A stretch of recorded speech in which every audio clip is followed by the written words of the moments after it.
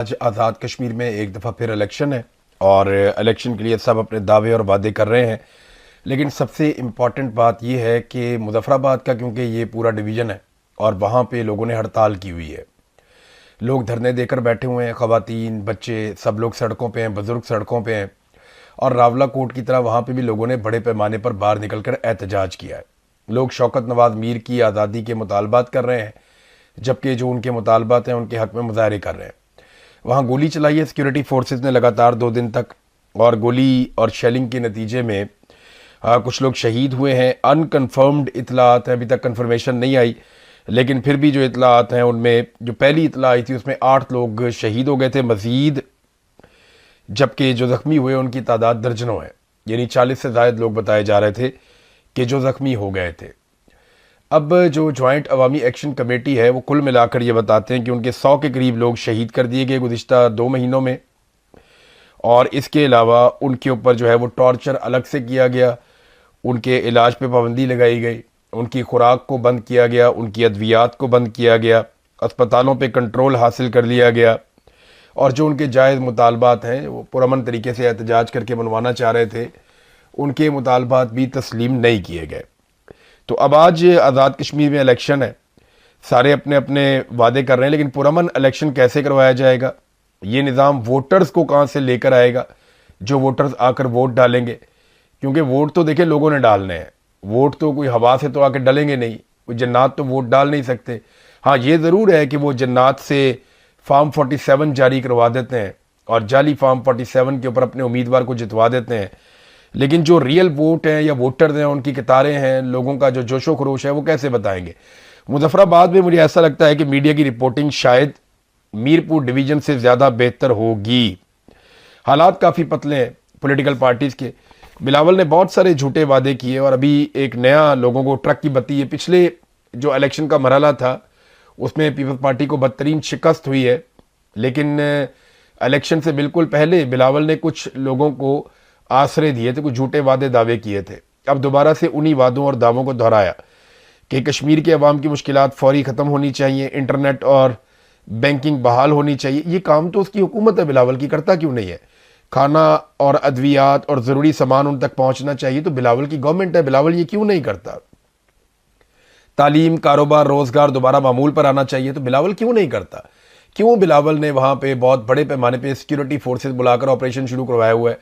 क्यों बिलावल ने जॉइंट अवामी action committee को कलदम करार दिलवाया। क्यों बिलावल ने और उसकी जमात ने जो है इनके रहनुमाओं के सरों के ऊपर इनाम रख दिया। क्यों बिलावल और उसकी जमात ने जो है वो इतना घिनौना ऑपरेशन भी किया। और ये सारी ये हरकतें तो इनकी अपनी हुकूमत कर रही है और वफाकी हुकूमत इनका साथ दे रही है। आज़ाद कश्मीर असम्बली सच और मफामत के कमीशन के क़याम के हवाले से करारदाद मंजूर कर चुकी है। तो ये बिलावल ने कहा जी हम मफामत करना चाहते हैं, सच्चाई सामने लाना चाहते हैं, हम कमीशन बनाना चाहते हैं, लेकिन साथ ही साथ वो लाशें भी गिराते चले जा रहे हैं।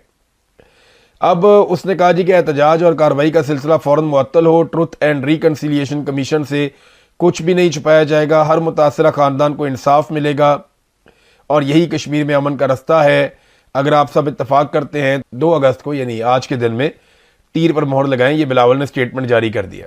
यानी सिर्फ वोट चाहिए और कुछ नहीं चाहिए इसे, तो वोट के लिए बिलावल का ये स्टेटमेंट है जो मैंने आपके सामने रख दिया। डीजी आईएसपीआर ने कश्मीर के बारे में जो बातें की थी, अब कश्मीरी रहनुमाओं की जानिब से उसके ऊपर जवाब आ रहे हैं। जॉइंट अवामी एक्शन कमेटी के उमर नज़ीर कश्मीरी ने कुछ चीज़ों पे जवाब दिया। एक तो उन्होंने कहा जी अक़वाम मुत्तहिदा की करारदाद का जो डीजी आईएसपीआर ने हवाला दिया, हम उसकी तारीफ़ करते हैं और उसे खुशाइन करार देते हैं कि अक़वाम मुत्तहिदा की करारदादों के मुताबिक ही जम्मू कश्मीर का मसला पूरा हल किया जाए।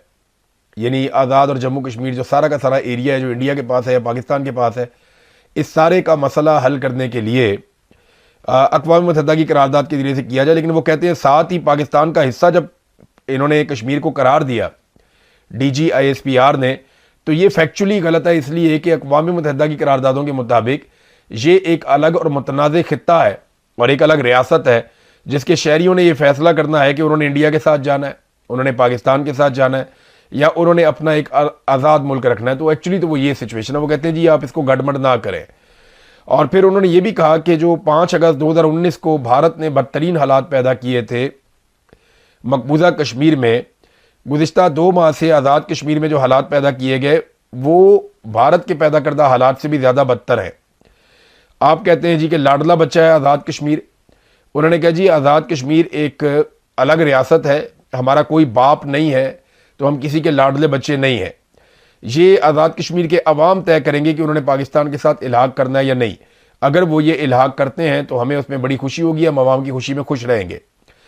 फिर नाज़रीन किसी को इसके ऊपर बात भी नहीं करने देते। DGISPR जो है उन्होंने अपनी प्रेस ब्रीफिंग तो दे दी, लेकिन पाकिस्तान के मीडिया को बाउंड भी कर दिया जाता है, मीडिया बेचारा बात ही नहीं कर सकता।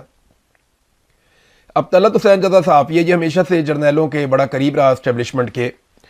ये परवेज़ मुशर्रफ के दौर में भी बड़ी अच्छी अच्छी जगहों पे रहा और हर दौर में ये जर्नैलों के या एस्टेब्लिशमेंट की गुड बुक के अंदर रहा। तलत हुसैन जब भी ज़्यादा ताल्लुकात जो तलत हुसैन ने बनाए अपनी लाइफ में वो जर्नैलों के साथ बनाए, और फिर जर्नैलों की फेवरेट जमात PMLN के साथ भी तलत हुसैन ने अच्छे ताल्लुकात बनाए। इमरान खान का ये हमेशा से बुग़्ज़ में मुब्तला रहा और हमेशा से इमरान खान का दुश्मन रहा। तो हमेशा जब भी ऐसा लगता था कि एस्टेब्लिशमेंट और नून लीग की लड़ाई होती है तो तलत हुसैन के लिए थोड़ी मुश्किल पैदा हो जाती थी और वो कोशिश करता था कि इन दोनों के बीच में सुलह हो जाए। तो तलत हुसैन के जो अल्फाज हैं जो उसने प्रोग्राम किया, मैं हैरान हो गया था कि वो गिनकर बता रहा है कि DGISPR ने जो प्रेस कॉन्फ्रेंस की है उसमें 20,500 अल्फाज कह रहा था कि इस्तेमाल किए। आप अंदाज़ा करें कि अब असल मुद्दे पे बात नहीं करते, साहब बात कर ही नहीं सकते, डर लगता है बोलते हुए। साहब बहादुर नाराज़ हो जाते हैं और घर से उठा लेते हैं, टॉर्चर भी करते हैं, फैमिली को भी नुकसान होता है, कारोबार बंद कर देते हैं। आपके घर में कोई और कोई काम नहीं कर सकता, चाहे आपके घर में कोई बहुत अच्छा खिलाड़ी भी हो वो भी नहीं खेल सकेगा, चाहे वो किसी भी मैदान का हो। तो ये तो फिर आपको बर्दाश्त करना पड़ता है। तो जब आपका बहुत बड़ा सहाफ़ती नाम हो और आपकी औकात ये रह जाए कि अब आप आर्टिफिशियल इंटेलिजेंस के ज़रिए से अल्फाज गिनेंगे कि जनाब आर्टिफिशियल इंटेलिजेंस को हमने कह दिया, वो हमें बताएगी कि DGISPR की जो पूरी प्रेस ब्रीफिंग है उसमें टोटल कितने अल्फाज इस्तेमाल हुए, तो जनाब पता चला 20,500 से ज़ायद लगभग 21,000 के करीब अल्फाज इस्तेमाल हुए। इतने घंटे इतने मिनट तक ये प्रेस कॉन्फ्रेंस चलती रही, इसमें 18 के करीब टॉपिक्स जो हैं वो छोटे और बड़े वो डिस्कस हुए, लेकिन जो डिस्कस हुआ उसके कंटेंट पे जो सख्त सवालात हैं वो सवालात नहीं उठाए जाएंगे। यानी टाइम ज़ाया करना है अपना ऑन एयर का, तो वो इन चीज़ों में कर देते हैं। ये बड़े घाघ लोग हैं, उस्ताद लोग हैं, पुराने लोग हैं, इन्हें पता है कि टाइम कैसे ज़ाया करना है। और ये एस्टेब्लिशमेंट से बिगाड़ के सर्वाइव ही नहीं कर सकते। हर दौर में ये एस्टेब्लिशमेंट के मरहूने मिन्नत भी रहे हैं, उनकी गुड बुक्स में भी रहे हैं और अपने आप को सहाफ़ी साबित करने में भी कामयाब होते रहे हैं। नादरीन, एस्टेब्लिशमेंट को ऐसा लगता है अभी भी एक चीज़ की गलत फहमी है। इस पर ना बहुत सारे हमारे दोस्त हैं, जर्नलिस्ट, बहुत सारे तज्जियाकार, वो लगातार ये बता रहे हैं कि आसिम मुनीर इस सिस्टम की जगह एक नया सिस्टम लेकर आना चाहते हैं। अब मिलिट्री एस्टेब्लिशमेंट इस गलत फहमी का शिकार है कि हम तो बड़े मकबूल हैं, लेकिन ये जो पॉलिटिकल पार्टीज जिनका हमने साथ दिया इनकी वजह से हम गैर मकबूल हो गए।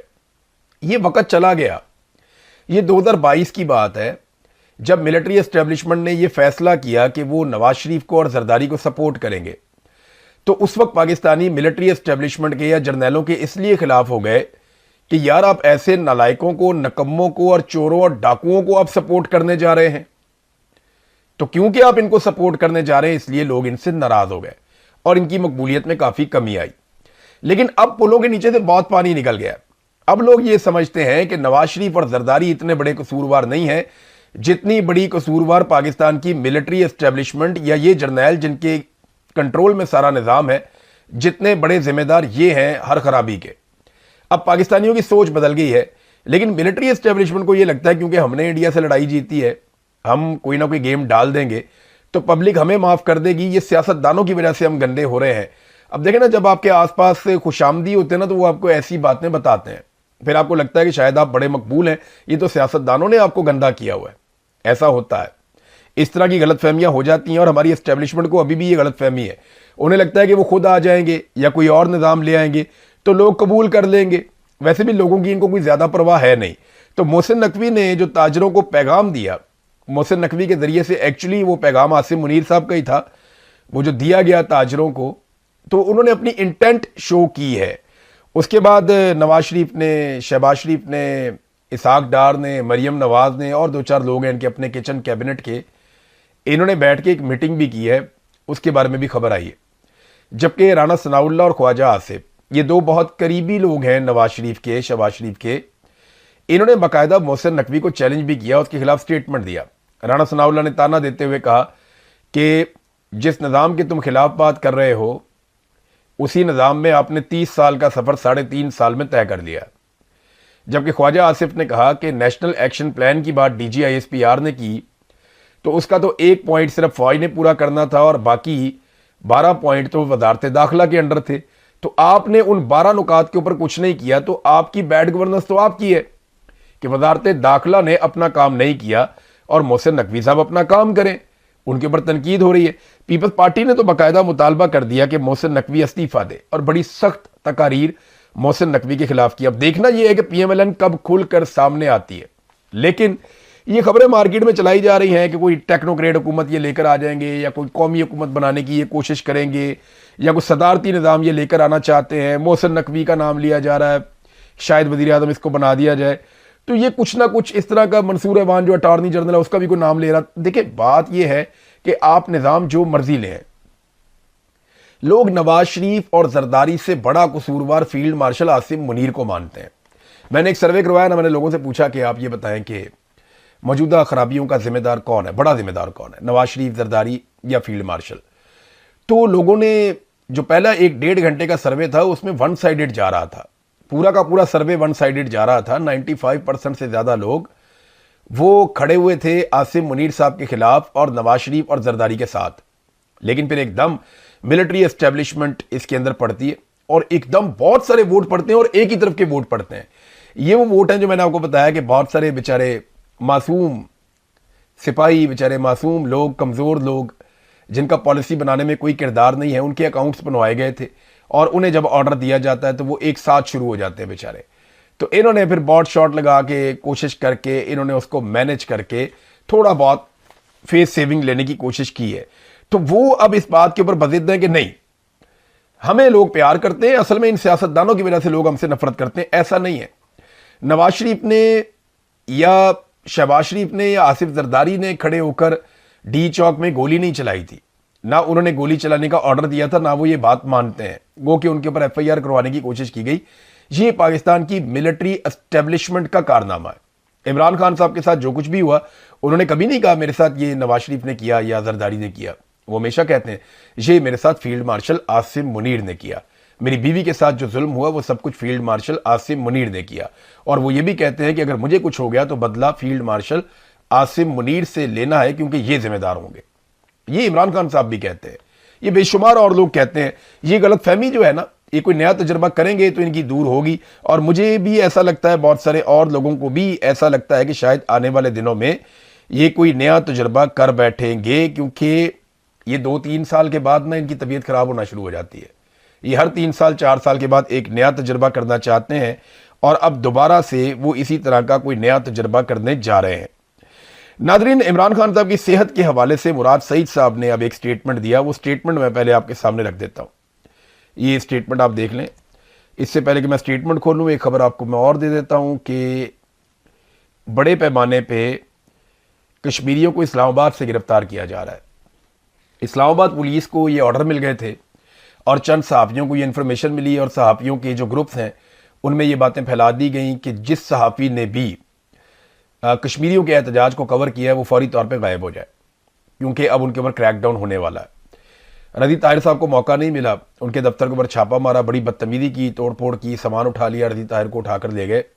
उनके साथ और लोग थे, उन्हें भी जबरी तौर पर वहाँ पर उठाकर ले गए, गिरफ्तार कर लिया।